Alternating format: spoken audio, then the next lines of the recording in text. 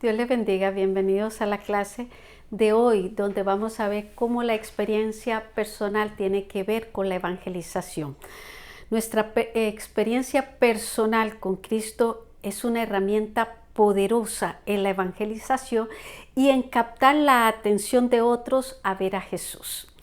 Jesús, viajando de Judea a Samaria, decidió pasar por la ciudad de Sicar en Samaria. Samaria, un territorio que los judíos evitaban, se convierte en un escenario de una gran victoria espiritual. La conversión de la mujer samaritana, quien al reconocer el valor de su encuentro con el Salvador, se llena de gozo y de entusiasmo que hace que le diga a otros de su experiencia, provocando en ellos el deseo de verlo por ellos mismos. Así que te invito a ver los detalles de este testimonio. Primer punto, la experiencia de la samaritana en su encuentro con Jesús. El significado de sus problemas sociales. Vamos a estar en Juan 4 a partir del verso 5, donde vamos a ver cómo Jesús y sus discípulos llegaron a la ciudad de Sicar, la antigua Siquén, en Samaria.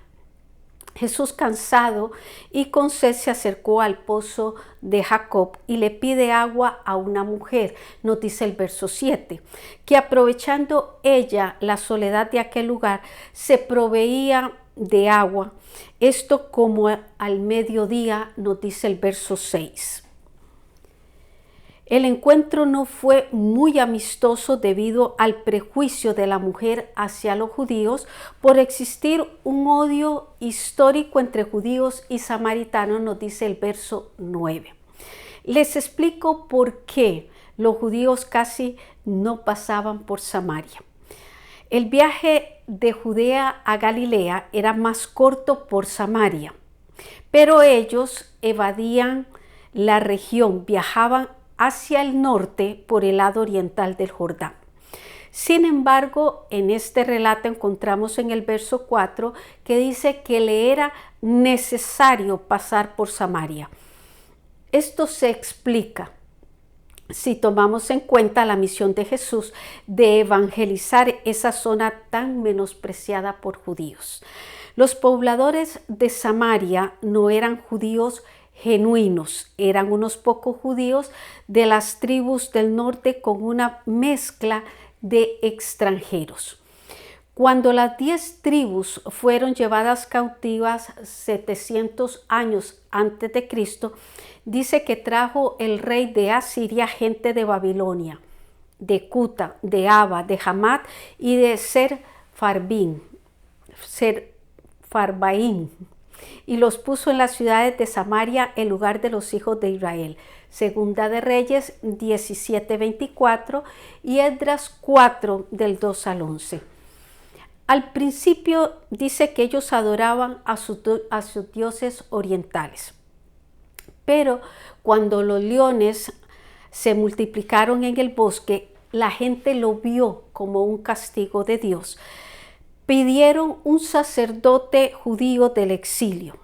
Segunda de Reyes 17, 25 al 27. Este vino, dice, a Samaria y los instruye en el Pentateuco. Segunda de Reyes 17, 28. Pero en sus prácticas religiosas había siempre una mezcla de idolatría, de paganismo y de judaísmo. Segunda de Reyes 17, verso 29 y verso 34. Además, 600 años antes de Cristo, las 2 tribus del sur fueron llevadas cautivas a Babilonia. Pero después de 70 años de cautiverio, los judíos volvieron y empezaron a reconstruir los muros de Jerusalén bajo el liderazgo de Esdras y de Nehemías. Los samaritanos vinieron a brindarles su ayuda. Pero esto no era verdad, era una trampa de parte de ellos, iniciándose así una mala relación entre las dos comunidades. Nehemías capítulo 6. Los samaritanos también consiguieron permiso del rey persa para construir un templo en el monte Gerizim y decían que ese era el lugar establecido por Moisés para adorar a Dios.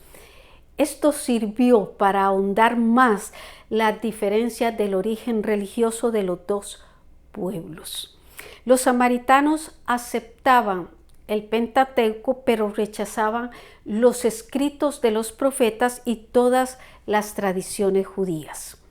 Otra cosa que no ayudó fue que, según versiones judías de esto, daban fe que en Samaria y en Galilea se refugiaban los criminales que huían de Judá.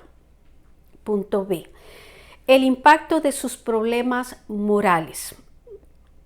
Jesús, en su conversación con la mujer samaritana, le despierta el interés en el agua viva cuando le dice en el verso 10: si conocieras el don de Dios y quién es el que te dice, dame de beber, tú le pedirías y él te daría agua viva. Él prosigue en los versos 13 y 14, advirtiéndole que cualquiera que bebiera del agua del pozo, volverá a tener sed. Mas el que bebiere del agua que yo le daré no tendrá sed jamás, sino que el agua que yo le dé será en él una fuente que salte para vida eterna. Veamos en este pasaje la enseñanza que nos da Jesús para evangelizar. Una es que usa un elemento conocido como el agua para llevar a su oyente, a la mujer samaritana, a un tema nuevo y espiritual, que era la vida eterna. Cuando nosotros usamos algo que una persona conoce o entiende, será un medio de conexión o un punto de partida. Verso 15 nos explica que ella no entendió la lección espiritual que Jesús le presentó. ¿Por qué? Porque ella quería el agua viva, pero fue para no tener que ir al pozo todos los días a sacarla con tanto esfuerzo. Lo que sucedió fue que ella interpretó de una forma natural lo que era espiritual. Primera de Corintios 2:14. Pero a partir de ahí, Jesús, que vio en lo profundo de su alma, discernió, le toca un tema más personal de ella. La obra del Espíritu Santo, como hemos visto en las clases anteriores, es imprescindible en el trato con otras personas. Verso 16, Jesús le dijo: ve, llama a tu marido y ven acá. 17, respondió la mujer y dijo: no tengo marido. Jesús le dijo: bien has dicho, no tengo marido. El fracaso de su vida sale porque Jesús llega a su interior, pero también porque ella acepta la interferencia de Jesús. Verso 18, Jesús le agrega: porque 5 maridos has tenido y el que ahora tienes no es tu marido. Esto has dicho con verdad. Ella fue honesta en su respuesta. Es probable que por lo menos de uno de estos 5 ella se haya divorciado antes de caer en este descenso moral. Verso 19, le dijo la mujer: Señor, me parece que tú eres profeta. A pesar de su torbellino moral y de las crisis emocionales por las que ella pudo haber pasado debido a su estilo de vida, ella logra captar el relámpago de la revelación de Dios. Ella, que había visto a Jesús primero como un judío, ahora lo llama Señor y profeta, uno que habla por Dios. Tengamos este detalle presente cuando demos el mensaje de salvación. Hablar lo que Dios quiere que hablemos. Para eso es necesario que oigamos al Espíritu Santo para poder tocar aquella alma y traerle luz. Punto C.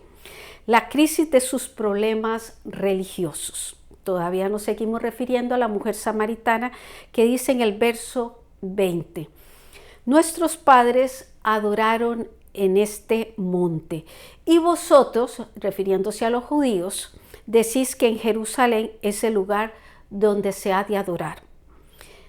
Así que podemos ver que ella tenía un conocimiento de su historia religiosa, y en base a lo que ella conocía y lo que estaba experimentando de su salvación, surge su pregunta: ¿dónde se debe de adorar? Verso 21.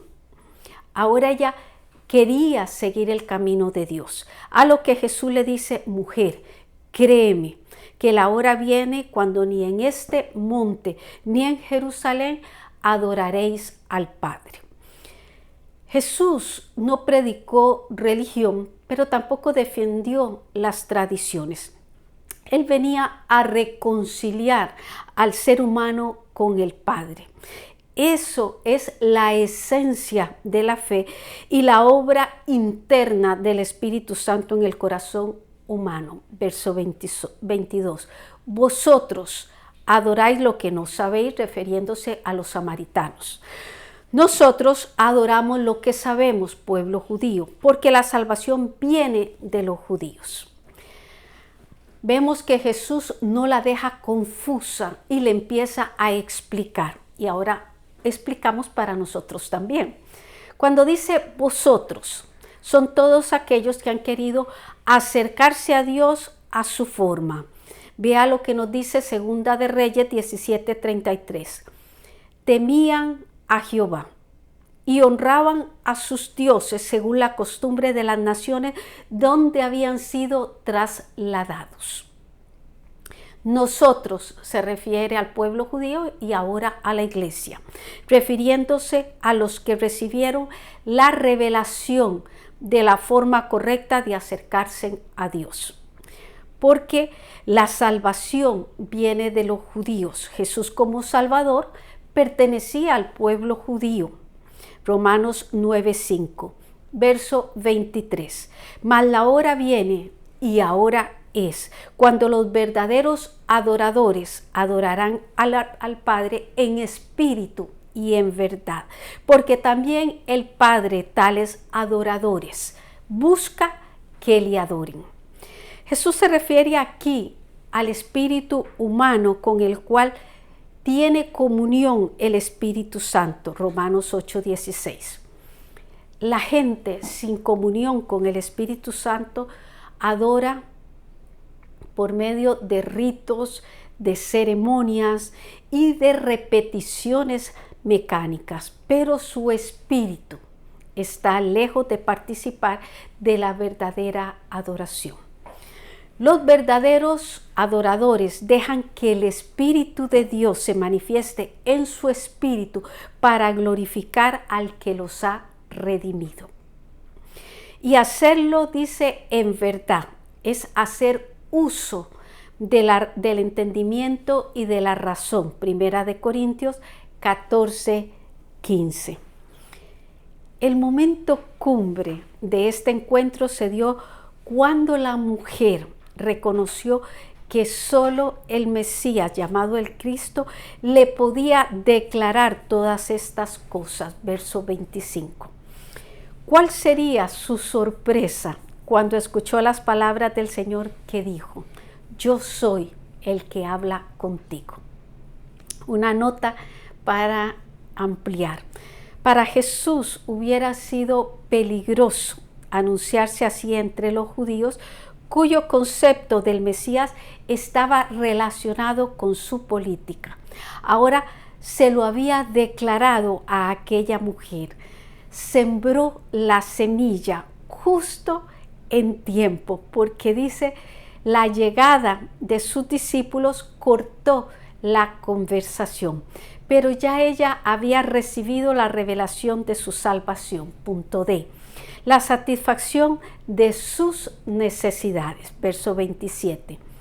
Al regreso de sus discípulos con la comida, dice que se maravillaron de que hablaba con una mujer. Pero ninguno se atrevió a preguntarle: ¿qué le preguntas? ¿O qué hablas con ella? Jesús no se limitó ni condicionó el mensaje por el que dirán. Aquella mujer era conocida por su vida, pero eso no intimidó a Jesús para acercarse con el agua viva. En otros lugares fue necesario hacer milagros físicos. Aquí todo lo que se necesitó fue el milagro de la revelación a un corazón sediento. La mujer se sintió conmovida y su corazón impactado por el mensaje de Jesús. Lo decimos por estos detalles. Una, ella deja su cántaro y se va para la ciudad. Verso 28. Un gesto que muestra lo importante que consideró dar el mensaje a los de su pueblo. 2. Dice, su mensaje era de fe. Ella decía, venid y ved un hombre que me ha dicho todo cuanto he hecho. Verso 29.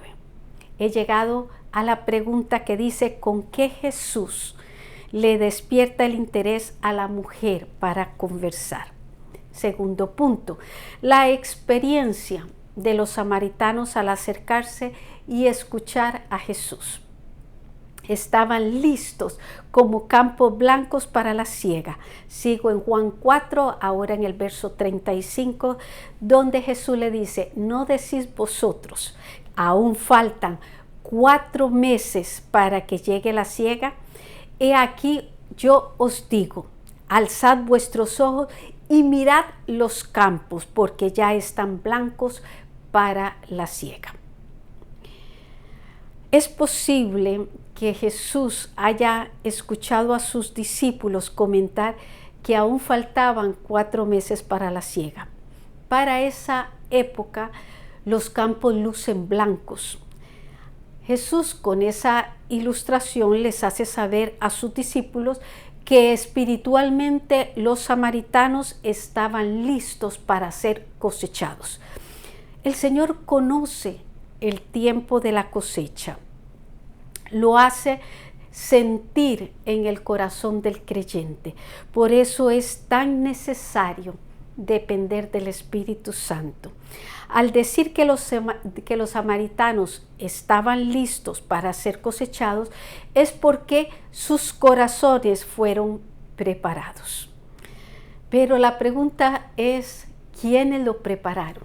Por supuesto que el primero y más importante es el Espíritu Santo, que es el que prepara el corazón.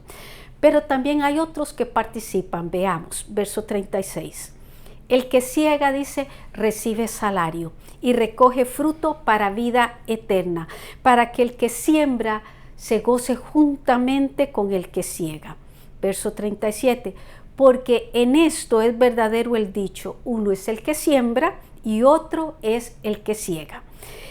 El que siembra y el que ciega suelen ser personas diferentes, que se unen en el gozo de ver el fruto de sus esfuerzos. Pablo en 1 Corintios 3:6 lo dijo así: yo planté, Apolo regó, pero el crecimiento lo ha dado Dios, de Él es la gloria. Verso 38. Yo os he enviado a cegar lo que vosotros no labrasteis. Otros labraron y vosotros habéis entrado en sus labores.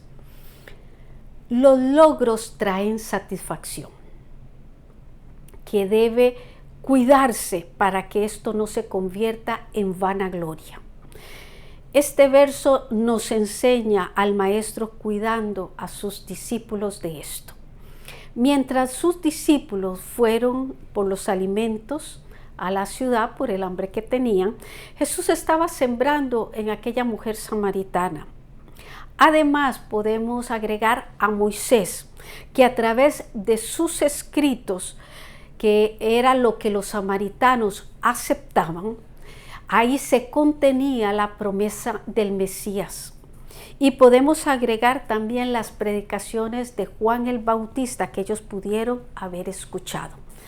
Así que después de todo este trabajo en equipo, se le dice a ellos, o sea, Jesús le dice a sus discípulos, ustedes también son parte en esta labor. Punto B.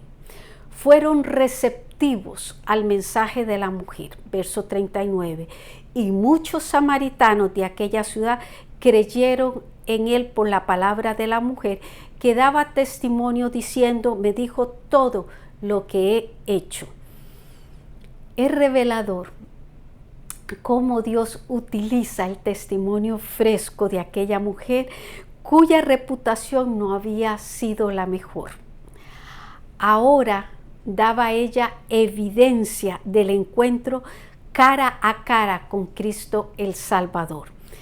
Fíjese en que ella no dio explicaciones bíblicas, ni tampoco usó frases evangelísticas para convencer a los de aquella ciudad. Fue su gozo expresado al ser envuelta en la obra del Señor, lo que despertó en aquellos el deseo de ir a Jesús. Punto C. Se convencieron y creyeron por su propia cuenta. Verso 40. Entonces vinieron los samaritanos a él y le rogaron que se quedase con ellos, y se quedó allí por 2 días. La obra que el Espíritu Santo realizó en aquella ciudad incluyó una transformación de las viejas tradiciones que los habían mantenido en una lucha con sus vecinos del sur, los judíos. En ese momento las barreras sociales se desaparecieron, sin importarles que fuera un judío a quien aquella mujer había proclamado como el posible Mesías, y sin tomar ellos en cuenta la reputación de la mensajera, ellos le abrieron el corazón, y con el entusiasmo que despertó la obra del Señor, ellos le piden que se quede con ellos un poco más, y él lo hizo por 2 días. No se nos dice de la reacción que tenían aquellos discípulos. Es posible que se sintieran extraños de estar en aquel lugar. Pero la obra de Dios también incluyó el que ellos presenciaran aquella obra evangelística en un pueblo que había sido menospreciado por los hombres. Verso 41. Y creyeron mucho más por la palabra de él. 42. Y decían a la mujer, ya no creemos solamente por tu dicho, porque nosotros mismos hemos oído y sabemos que verdaderamente este es el Salvador del mundo, es Cristo. Jesús, que acepta quedarse 2 días más. Durante ese tiempo, los que se sintieron atraídos a Jesús por el testimonio de la mujer, ahora al oír la palabra de labios de Jesús, se convierten en verdaderos creyentes. Cuando dicen verdaderamente este es el Salvador del mundo, el Cristo. Pregunta: ¿qué resultado hubo en los samaritanos al acercarse y escuchar a Jesús? Reflexión. Podemos concluir diciendo que en un mismo evento la experiencia de cada uno es personal. Lo fue para Jesús, para la mujer samaritana, para los discípulos y para toda aquella ciudad. Y esa vivencia personal es lo que nos ayudará a conectar a otros con el Evangelio, incluyéndonos a nosotros mismos. Por eso te invito a permanecer. Jesús en Juan 15:4 dijo, permaneced en mí y yo en vosotros. Como el pámpano no puede llevar fruto por sí mismo si no permanece en la vid, así tampoco vosotros si no permanecéis en mí. Para la próxima semana los espero con un llamado urgente a la gran cena de Dios.